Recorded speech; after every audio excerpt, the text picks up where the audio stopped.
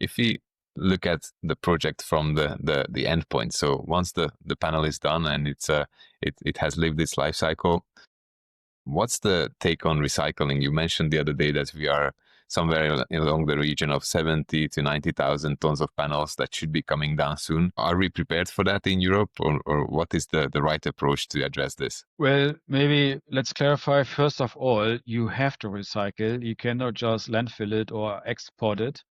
You can only export it, let's say, for second life if you have certification. The panel is tested and good to use, then you are allowed to export it. Otherwise, you are forced actually inside the European Union to recycle it. Amount which we have today, we have the facilities inside the European Union, but this is scaling up fast. I mean, you say today we have 70 to 90,000 tons, but just in 5 years' time, in 2030, we're going to have 300,000 tons. And further, the line is going quickly up.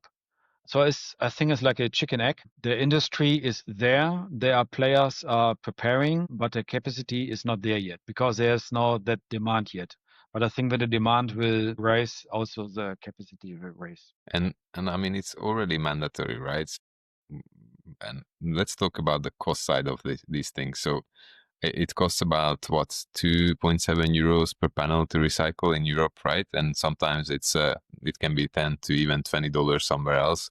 Is anybody budgeting for that at the design stage, or what's the approach? No, I'm afraid no one is budgeting for it. Every financial model, every CapEx planning I've seen, the decommissioning was not part of it. And I think that is a dangerous game. You mentioned already the price of the PV panel. Yes, 2.7 euro. It is somewhere there. I've seen prices in the US where they cost up to $18 per panel. And this is why maybe we see so much landfills in the USA, which will not happen in Europe. And also what many people believe, that if they decommission the plant, the material cell after recycling will cover the cost. But that is not true.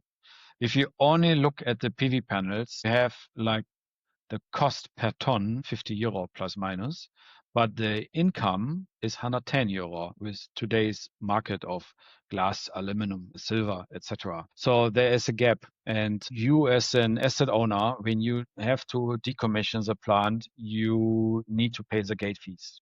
And the gate fees need to be, you need the money for it. It always comes back to money, right? And Yes. what happens if people ignore this? Like who will pay the bill at the end of the life cycle? I think, the card game Black Peter, whoever holds the last card, so the last asset owner. Of course, the last asset owner can go back to the supplier because the supplier is actually obliged to take care of recycling by European law.